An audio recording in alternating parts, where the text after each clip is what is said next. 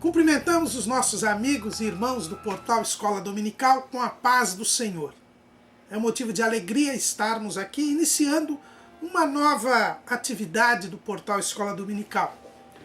Nós temos sentido a necessidade que os professores e alunos da Escola Dominical têm de ter uma aula prévia, uma apresentação do tema já no início da semana para poder melhor estudar durante a semana a preparação. A nossa aula, que é transmitida ao sábado à noite, ela continuará sendo transmitida e nós já convidamos o nosso amigo, irmão do portal Escola Dominical a acessar às 19 horas a transmissão da nossa aula, que é dada aqui na Igreja do Belenzinho, para a lição, mas como um subsídio a mais, nós iremos dar umas aulas prévias das lições. E a lição de número 1 deste trimestre, quando nós estamos estudando o tema Vencendo as Aflições da Vida, e o subtema é Muitas são as aflições do justo, mas o Senhor o livra de todas, que é o Salmo 39:7, nós estudaremos nesta primeira lição o que tem por título No Mundo Tereis Aflições. Como vimos na introdução do trimestre, esta lição é uma lição introdutória. Nós iremos praticamente responder a pergunta: por que o crente sofre? Por que o salvo sofre? É este o tema, é este o alvo da lição de hoje. No mundo tereis aflições. O título da lição nos reporta ao versículo 33 do capítulo 16 do Evangelho segundo escreveu João, que é praticamente o textuário deste trimestre.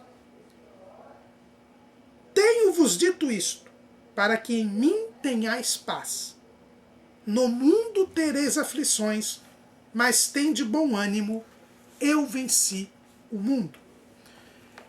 O contexto deste versículo é muito importante. Aliás, quando estudamos a Bíblia, os irmãos devem ter sempre em conta que nós devemos ver o contexto, porque o texto tirado do contexto é um pretexto. Nós podemos caminhar por caminhos perigosos se nós não verificarmos um texto bíblico dentro do seu contexto. E aqui nós vemos que esta expressão de Jesus, no mundo tereis aflições, encerra as chamadas últimas instruções. As últimas instruções é um nome técnico que é dado aos ensinos que Jesus deu por ocasião da última reunião com seus discípulos na celebração da Páscoa e na instituição da ceia. O apóstolo João, que começa a descrever este momento do ministério de Jesus, este momento final de Jesus com seus discípulos, porque dali Jesus iria para o jardim e iniciaria o seu isolamento, ele seria abandonado pelos seus discípulos após ser preso no jardim do Getsêmani. O apóstolo João, no capítulo 13, ele começa a descrever estas últimas instruções, que vão até o capítulo 17 do Evangelho segundo escreveu João. E do capítulo 13 ao capítulo 17. E é interessante que logo na introdução do capítulo 13, a Bíblia nos mostra, o evangelista João nos mostra o que levava Jesus a dar aquelas últimas instruções aos seus discípulos. O seu grande amor. Lá em João 13:1 está escrito: ora, antes da festa da Páscoa, sabendo Jesus que já era chegada a sua hora de passar deste mundo para o Pai, como havia amado os seus que estavam no mundo, amou-os até o fim. Então Jesus deu estas instruções movido pelo seu amor para com os discípulos. Ele dava as últimas instruções do seu ensino para os discípulos antes de padecer, antes de entregar-se por nós. E ele deixava aquelas instruções não só para os seus discípulos, que com ele conviviam ali, com aqueles 12, mas conosco, para nós também. Pelo seu grande amor, Jesus diz: eu tenho-vos dito isto para que em mim tenhais paz. Porque no mundo tereis aflições. Mas tem de bom ânimo, eu venci o mundo. Jesus disse que ele seria retirado da convivência dos discípulos, que ele iria padecer, que ele iria para o Pai, mas que não deixaria os discípulos órfãos, porque mandaria o Espírito Santo. Mas isto abalou o sentimento, o espírito dos discípulos. E Jesus, concluindo estes ensinamentos a respeito da sua ida para o Pai, da vinda do Espírito Santo, ele diz: olha, eu digo isto tudo para vocês para que em mim tenhais paz. Porque no mundo tereis aflições. Jesus, no seu grande amor, ele não quis iludir os seus discípulos. Ele não quis iludir a igreja. Não. Ele disse: olha, vocês vão ter paz, porque vocês estarão em mim. Então, no mundo, irmãos, nós teremos aflições. Me traz muita preocupação a pregação que se tem feito hoje, dizendo que o Evangelho traz paz, sombra e água fresca no mundo. Que nós devemos aceitar a Cristo como Senhor e Salvador para vivermos regaladamente neste mundo. Porque assim nós nos tornamos filhos de Deus, e como somos filhos de Deus, Deus é o dono do mundo, nós agora somos filhos do dono. Eu vejo isso em vários decalques aí, em carros. Isso é uma grande ilusão. Jesus diz: olha, vocês vão ser salvos, vocês terão paz com Deus em mim, mas no mundo vocês terão aflições. Por que que o crente sofre? Por que que o crente tem aflições? Precisamente porque Jesus veio para nos trazer amizade com Deus e, por conseguinte, inimizade com o mundo. Tiago, no capítulo 4, versículo 4, ele é bem claro. Ele diz assim: adúlteros e adúlteras, não sabeis vós que a amizade do mundo é inimizade contra Deus? Portanto, qualquer que quiser ser amigo do mundo, constitui-se inimigo de Deus. E Jesus veio fazer o quê? Jesus veio cumprir o que Deus anunciou lá no próprio Jardim do Éden. Quando a gente abre em Gênesis 3:15, nós vemos que Deus disse para a mulher: e porém inimizade entre... Aliás, Deus disse para a serpente: e porém inimizade entre ti e a mulher, e entre a tua cabeça e a sua serpente. Esta te ferirá a cabeça, e tu lhe ferirás o calcanhar. Deus, ao julgar o príncipe deste mundo, o diabo, que havia enganado a humanidade, ele disse: olha, vai vir alguém da semente da mulher para criar inimizade entre o diabo e a humanidade e restabelecer a amizade com Deus. Então, se Jesus veio restabelecer a amizade com Deus, ele trouxe também a inimizade com o mundo, é o que diz Tiago. Então, por que que o crente sofre aflições? Jesus, nas últimas instruções, já que terminam com a oração sacerdotal, então Jesus, depois de dar as últimas instruções aos discípulos, ele ora pelos discípulos. E ele é bem claro na sua oração. Ele diz que nós estamos no mundo, mas não somos do mundo. Lá no Evangelho segundo João, no capítulo 17, Jesus diz assim: olha, não são do mundo como eu do mundo não sou. João 17:16. Mas Jesus também diz: não peço que os tires do mundo, mas que os livres do mal. Nós estamos no mundo, mas não somos do mundo. E é por isso que nós sofremos aflições. Por quê? Porque como nós estamos no mundo, e o mundo está no maligno, é o que diz o próprio João na sua primeira carta, no capítulo 5, no versículo 19, diz assim: sabemos que somos de Deus e que todo mundo está no maligno. Então, se o mundo está no maligno, nós estamos no mundo, mas não somos do mundo. Se nós somos amigos de Deus, somos inimigos do mundo, é natural que haja uma oposição entre nós e o mundo. E esta oposição entre nós e o mundo é que gera as aflições. Porque se nós somos no original, os irmãos sabem que a Bíblia é escrita originalmente, o Antigo Testamento em hebraico, com algumas pequenas porções em aramaico, e o Novo Testamento em grego, nós vamos ver que a palavra aflição, que está na tradução em português, ela normalmente no Antigo Testamento ela é tradução de oni. Oni, que quer dizer problema, pobreza, miséria. Mas também existe a palavra aná, que quer dizer algo que se opõe. E ainda nós temos a palavra ra, que quer dizer maligno.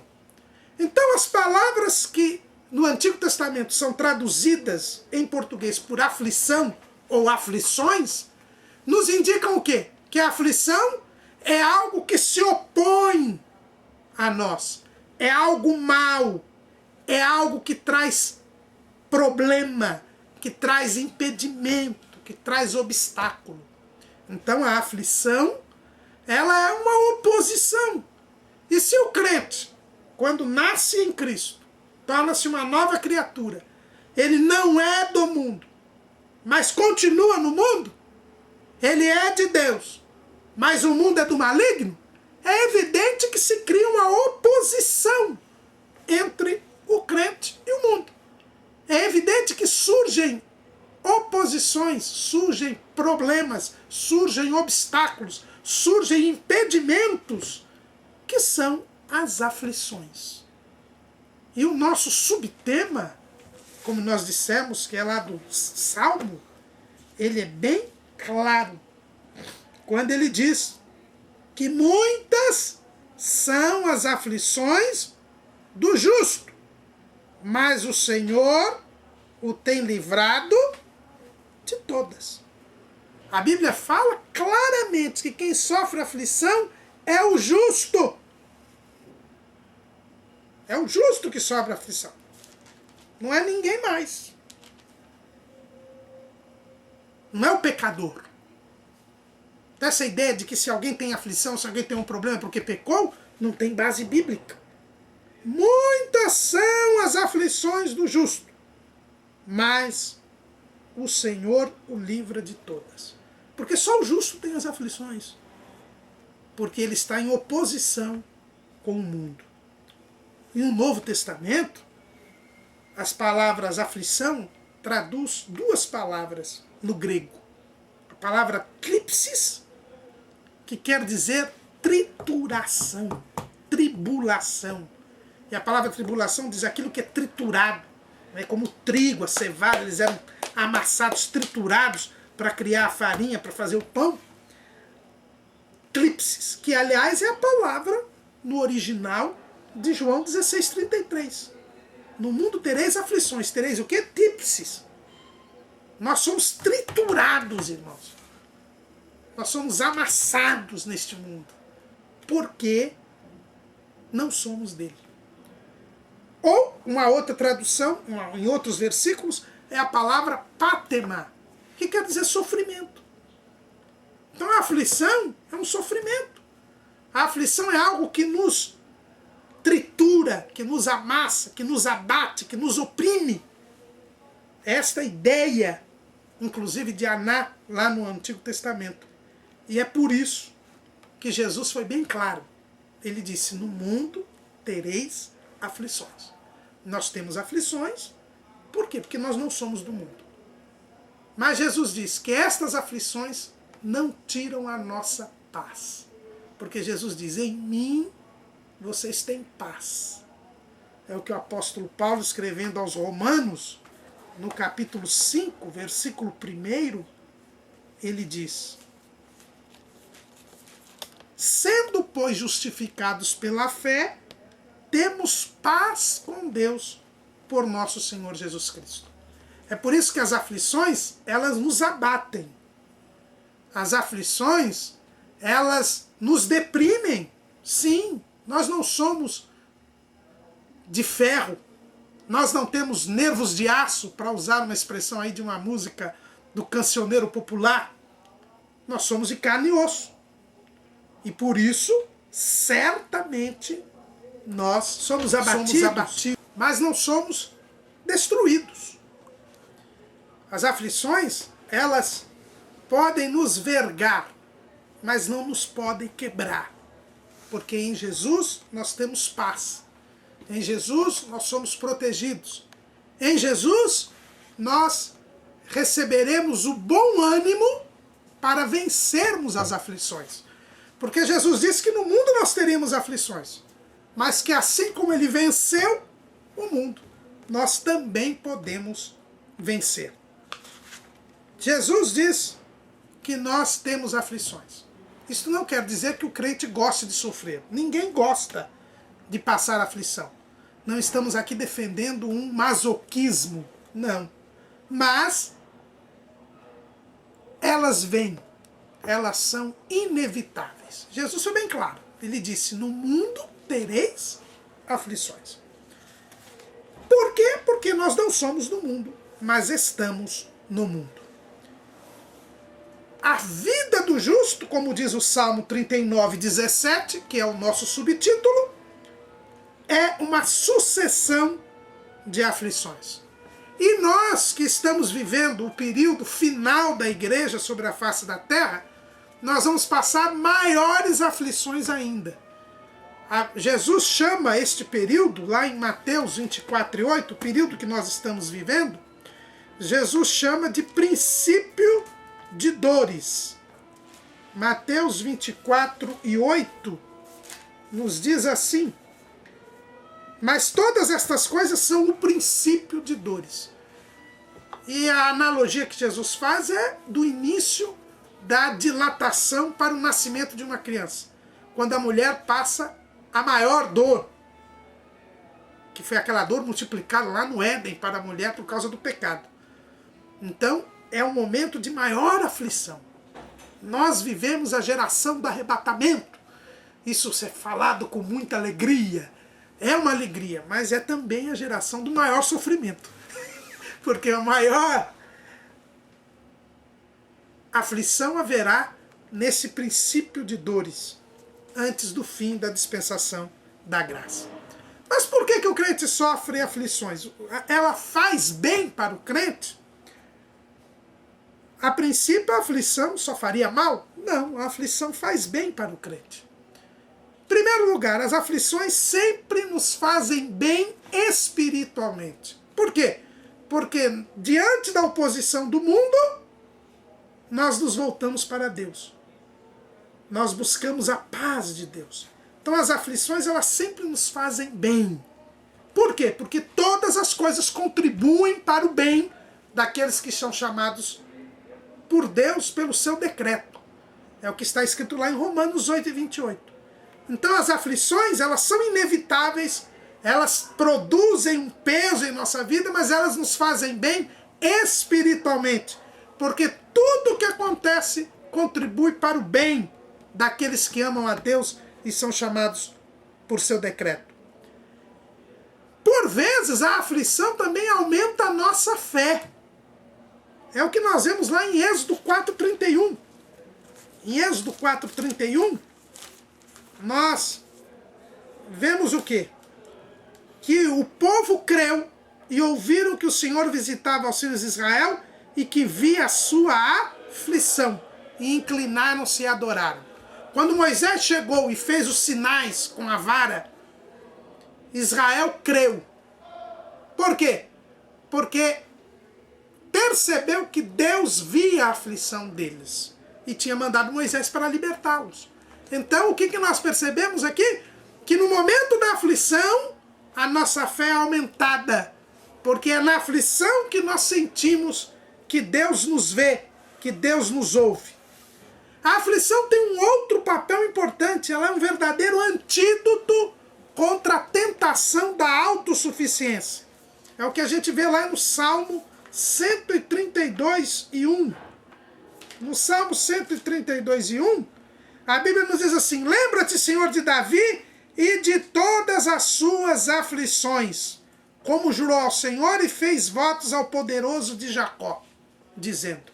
Este salmo, o salmista está agradecendo a Deus no momento de alegria pelas aflições que ele teve.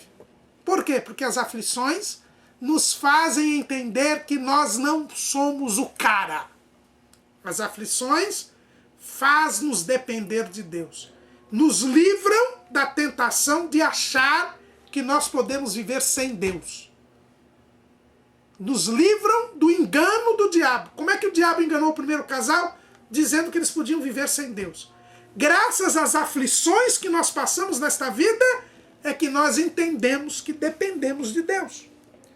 A aflição também nos permite ter uma memória daquilo que Deus nos fez. A aflição nos faz lembrar quem nós somos e quanto nós precisamos de Deus. No Salmo 119, no versículo 67, está dito assim, o salmista diz: antes de ser afligido andava errado, mas agora guardo a tua palavra. E o versículo 71 diz: foi-me bom ter sido afligido, para que aprendesse os teus estatutos. A aflição nos faz guardar a palavra de Deus, a aflição nos faz aprender a palavra de Deus. Nós lembramos quem nós somos e quem Deus é. A aflição muitas vezes nos leva à conversão. Quantas pessoas, existe até um dito por aí, que diz assim, que muitos vêm pelo amor e outros pela dor. A aflição é um remédio que nos leva à conversão. É claro que diz o salmista no Salmo 25, versículo 18, o salmista aqui é Davi: olha para a minha aflição e para a minha dor, e perdoa todos os meus pecados. Então a aflição também nos leva à conversão. A aflição também nos leva a contemplar o exemplo de Jesus. Jesus disse: no mundo tereis aflições, tende bom ânimo, eu venci o mundo. A aflição é um meio pelo qual Deus nos faz olhar para Jesus, o autor e o consumador da fé. Muitas vezes nós deixamos de olhar para Jesus e a aflição nos faz voltar a olhar para Jesus. E se nós não olharmos para Jesus, não seguirmos as pisadas de Jesus, jamais perseveraremos até o final. A aflição também nos faz entrar numa comunhão mais íntima com Jesus. Por quê? Porque quando nós somos afligidos, nós passamos a participar das aflições de Cristo. Olha o que diz o apóstolo Paulo em Filipenses 3:10. E ele diz assim: para conhecê-lo, quer dizer, a Jesus, e a virtude da sua ressurreição, e a comunicação de suas aflições, sendo feito conforme a sua morte. Nas aflições nós ficamos mais parecidos com Jesus. Nas aflições nós entramos em maior comunhão com o Senhor, porque passamos a participar também das suas aflições. Paulo escrevendo em Colossenses 1:24, ele diz assim, Paulo dizendo: regozijo-me agora no que padeço por vós, e na minha carne cumpro o resto das aflições de Cristo, pelo seu corpo que é a igreja. A aflição também nos permite que nós nos desencantemos com o mundo. Se não vier aflição, nós podemos ser enganados e achar que o mundo é bom, que é bom viver aqui. Se não fosse a aflição, a gente não queria ir para o céu. Mas as aflições nos fazem ser desencantados com o mundo. É interessante que José, quando estava no Egito, ele passou por uma aflição muito grande, né? Todos nós conhecemos a história de José. E quando ele teve o seu segundo filho, lá em Gênesis 41:52, está escrito assim: e o nome do segundo chamou Efraim, que quer dizer duplamente frutífero. Porque disse, Deus me fez crescer na terra da minha aflição. Agora ele tinha o segundo filho, ele era governador do Egito, estava numa posição ótima, e ele colocou o nome do seu filho Efraim, que quer dizer duplamente frutífero, e disse, olha, Deus me fez crescer na terra da minha aflição. Mas, graças à aflição que ele teve, o que acontece? Antes de morrer, ele diz para os seus irmãos, para os seus familiares, olha, não deixe os meus ossos aqui no Egito. Levem os meus ossos, porque eu quero ser enterrado na terra prometida. Se ele não tivesse sido afligido no Egito, ele ia gostar do Egito. Ele ia querer ficar no Egito. Ele queria ter uma pirâmide no Egito. Mas não, como ele sofreu aflição no Egito, ele, embora Deus o tenha feito crescer no Egito, ele lembrava que ali era a terra da sua aflição. Ele não quis ficar ali. É por isso que Deus nos deixa afligir, irmãos, neste mundo. Para que nós não queiramos ficar aqui. A aflição também nos permite desfrutar do consolo divino. Como é que nós vamos saber que Deus é o Consolador? Que Ele é o Deus de toda consolação? Quando nós somos afligidos. Porque é no momento da aflição que nós precisamos do consolo divino. Que nós corremos ao colo de Cristo. Então nós só experimentamos o consolo divino pela aflição. A aflição também nos permite lembrar que Jesus foi homem. E que por isso ele pode nos ajudar e por isso ele nos entende. Porque quando nós somos afligidos, nós lembramos que Jesus também sofreu aflições neste mundo. A aflição também permite que o ministro, aquele que foi chamado por Deus, tenha autoridade. O apóstolo Pedro, escrevendo em 1 Pedro 5:1, ele diz assim, aos presbíteros que estão entre vós, admoesto eu, que sou também presbítero com eles, e testemunha das aflições de Cristo. De onde vem a autoridade de Pedro como discípulo, como apóstolo, como ministro, como presbítero? Vinha do fato de que ele era testemunha das aflições de Cristo. É por isso que a palavra diz que para alguém ser separado, primeiro precisa ser provado. Quem não sofreu aflição não pode exercer função na igreja do Senhor. Não pode ser ministro do Evangelho.